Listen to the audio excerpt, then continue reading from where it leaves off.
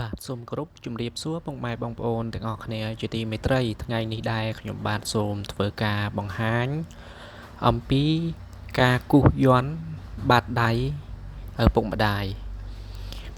បាទហើយក្នុងការគូសរបស់ខ្ញុំនេះគឺយន្តបាតដៃម្ដាយនិងបាតដៃខាងឪពុក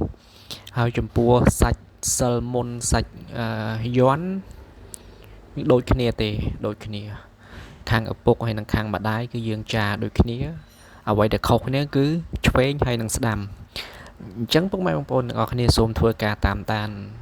ទស្សនាជាមួយខ្ញុំទាំងអស់គ្នានេះគឺជាផ្ទាំងបាតដៃខាងឪពុកបាទដោយឡែកខាងម្ដាយគឺខ្ញុំបានធ្វើការចាររួចរាល់ហើយនេះគឺជំហៀងខាងឆ្វេងបាទចាប់ផ្ដើមចេញពីខាងឆ្វេងអញ្ចឹងយើងគូសក្រិតកលៈស្នាមម្រាមដៃហើយចាំយើងបន្តការចារកញ្ចៅយន្តមកហើយយន្តនេះគឺអត់មានអីពិបាកអត់មានអីសាំយ៉ាំច្រើនទេស្រួលដែរទេបាទតែអ្វីដែលសំខាន់យើងមិនមែនចេះតែគូឲ្យចេញជាបាតដៃនឹងទេចំពោះគំនូសបាតដៃនឹងគឺយើងត្រូវក្រាបសំពះចំពោះអ្នកមានគុណ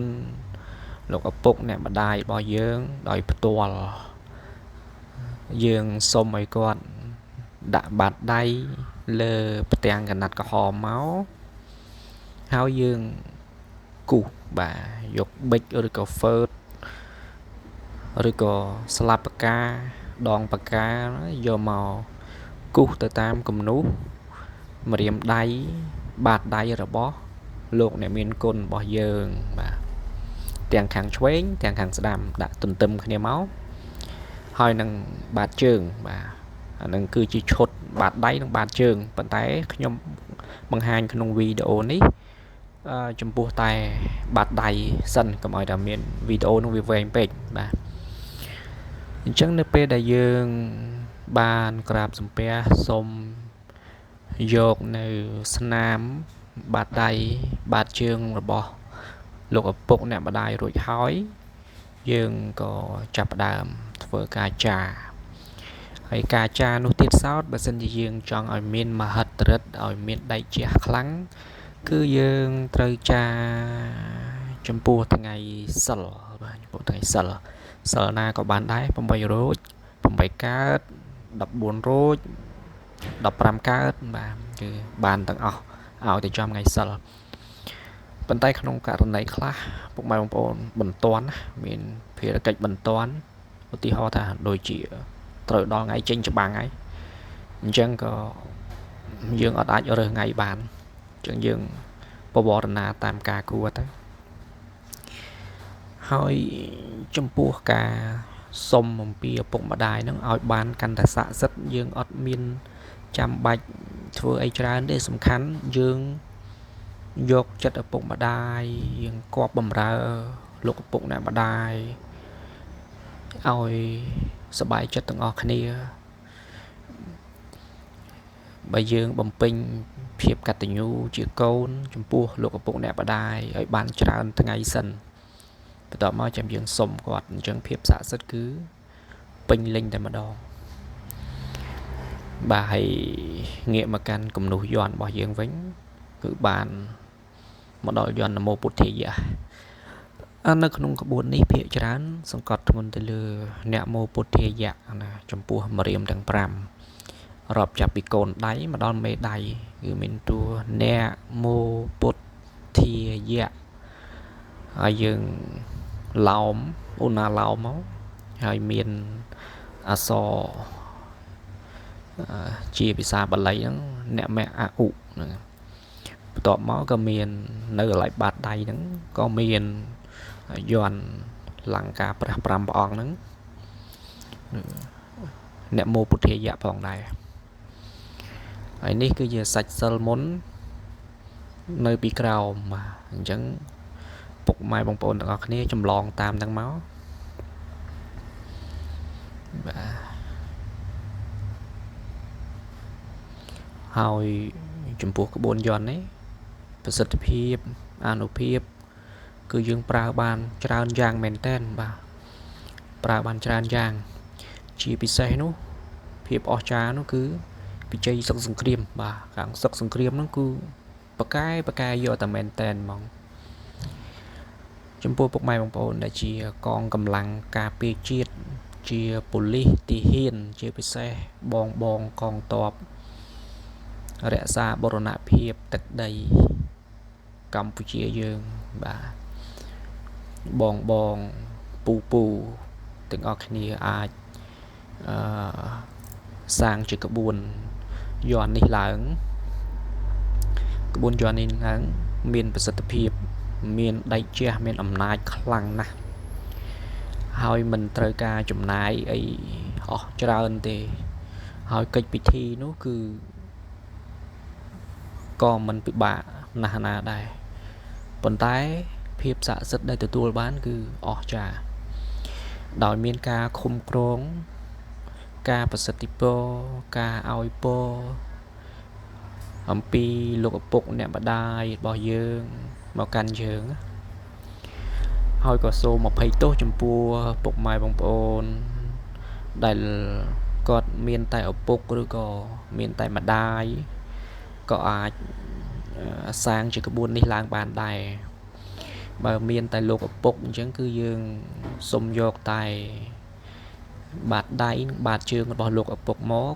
ក៏មានប្រសិទ្ធភាពដែរបើមានតែអ្នកម្ដាយគឺយើងអាចយកស្នាមបាតដៃបាតជើងអ្នកម្ដាយយកមកសាងជាក្បួនយន្តនេះក៏បានដូចគ្នាដែរឥឡូវនេះឈានចូលដល់បាតដៃខាងស្ដាំបាទខាងស្ដាំហ្នឹងចូលដល់ចុងម្រាមបាត់ទៀតហើយក៏នៅតែក្បួនអ្នកមោពុទ្ធាយៈដដែលអ្នកមោពុទ្ធាយៈដដែលហើយប្រឡោះកដាលនេះនៅបាតដៃនេះក៏អ្នកមោពុទ្ធាយៈបាទអ្នកមោពុទ្ធាយៈបាទហើយចំពោះការគូសរបស់ខ្ញុំអាកនោះនេះវាអត់សូវស្មើល្អទេអត់សូវស្មើល្អទេដោយសារគូសយកហ្មងអត់មានពុំគូសឲ្យស្មើអីអញ្ចឹងគឺគូសយកទៅហើយចំពោះពុកម៉ែបងប្អូនឬក៏លោកគ្រូអ្នកគ្រូដែលចេះនៅក្បួនមុនវិជ្ជាច្បាស់លាស់ចេះនៅការទាញខ្សែយន្តបតៈខ្សែយន្តចានៅក្បួនយន្តបានច្បាស់លាស់លោកគ្រូអ្នកគ្រូអាចធ្វើតាមក្បួនរបស់លោកគ្រូអ្នកគ្រូបានព្រោះតែយន្តនេះនៅពេលដែលយើងគូសក៏យើងត្រូវភាវនាសិលមុនទៅតាមក្បួននៃមន្តអាគមផងដែរហើយក្បួននេះគឺអត់ប្រកាន់ទេបើសិនពុកម៉ែបងប្អូនត្រឡប់សូត្រយ៉ាងណាគឺសូត្រយ៉ាងនោះទៅតែបើពុកម៉ែបងប្អូនចង់ប្រើនៅក្បួនដែលខ្ញុំធ្លាប់បាន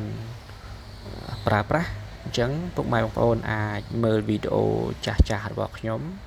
ដែលបានបង្ហាញអំពីរបៀបនៃការគូសយន្តនៃការសូត្រខ្សែយន្តសូត្រទាញនៅអក្សរៈលេខយន្តអីពុកម៉ែបងប្អូនអាចផ្ទៀងផ្ទាត់បានអញ្ចឹងឥឡូវនេះក៏បាតដៃខាងស្ដាំនេះក៏ចិត្តហើយដែរបាទអញ្ចឹងយើងបន្ថែមសាច់សិលមុនហើយក្បួននេះគឺចម្លងចេញពីសៀវភៅច្បាស់លាស់បាទមិនមែនចេះតែផ្សំទេព្រោះខ្ញុំធ្វើតែតាមក្បួនទេហើយអានុភាពបាទដូចខ្ញុំបានជម្រាបខាងដើមអញ្ចឹងគឺផ្នែកបច្ចេកសង្គ្រាមនោះខ្លាំងប្រកែណាស់ពុកម៉ែបងប្អូនខ្លាំងប្រកែត្រឹមការពារខ្លួនយើងគឺយើងដាក់ឲ្យជាប់ខ្លួនបាទហើយដាក់ឲ្យជាប់ខ្លួនហ្នឹងកុំដាក់ក្នុងកប៉ៅខោបាទគឺយើងដាក់ឲ្យខ្ពស់ទី1យើងអាចយកមកធ្វើជាចតីជួតក្បាលនិយាយស្រួលស្ដាប់បន្តិចគឺថាធ្វើតីគ្រួយកមកចងនៅថ្ងាសយើងជាការប្រសើរទី2យើងអាចចាជាកន្សែងយន្ត dương bọt ấy sát dương đạ nó không ai bà đã không ai bọt này cứ ọt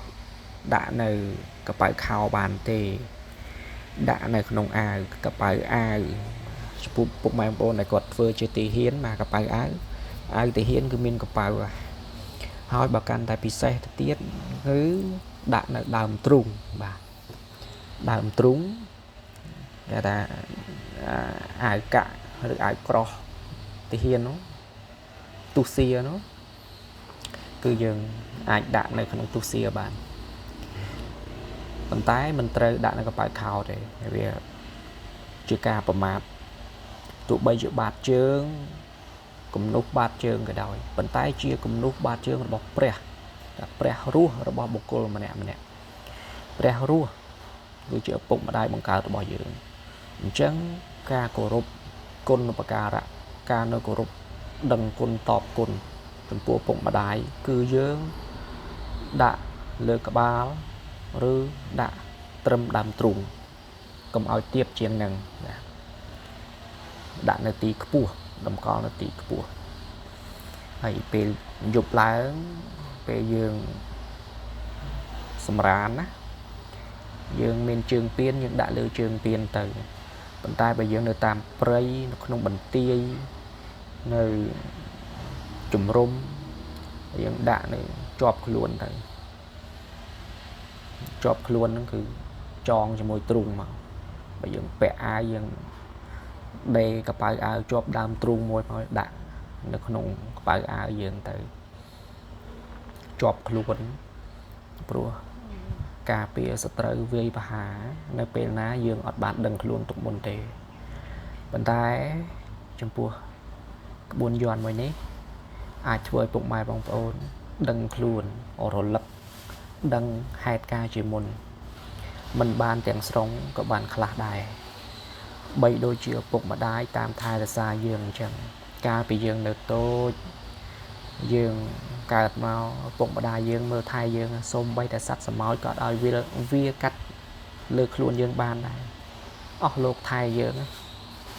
គាត់មើលយើងគ្រប់ពេលមានសត្វអីមកក្បែរហ្នឹងគាត់ឆ្កឹះចេញគាត់ចាប់ចេញអញ្ចឹង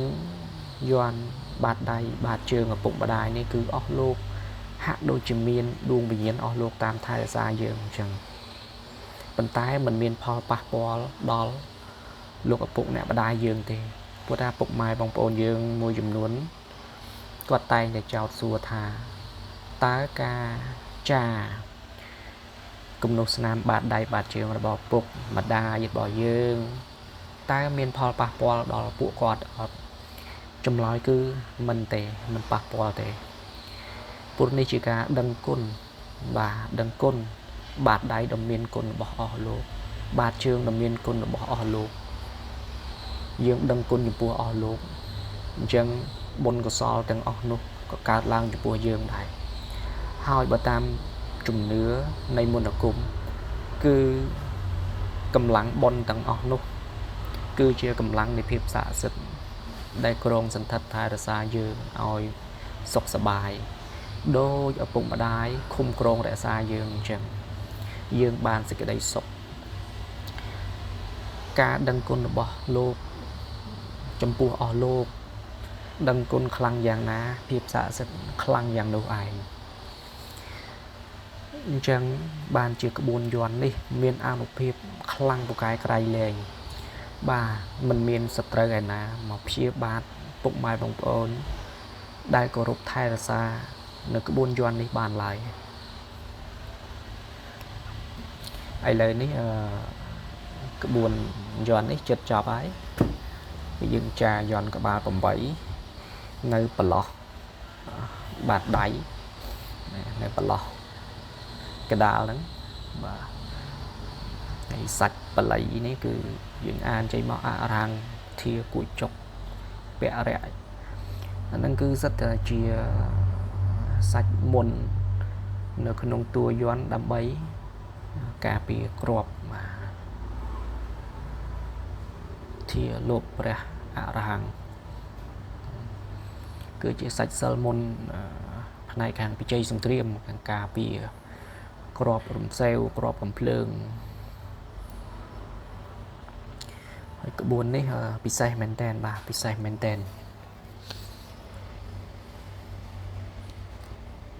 ហើយចំពោះអំពើបំពន់អាបធ្មប់អី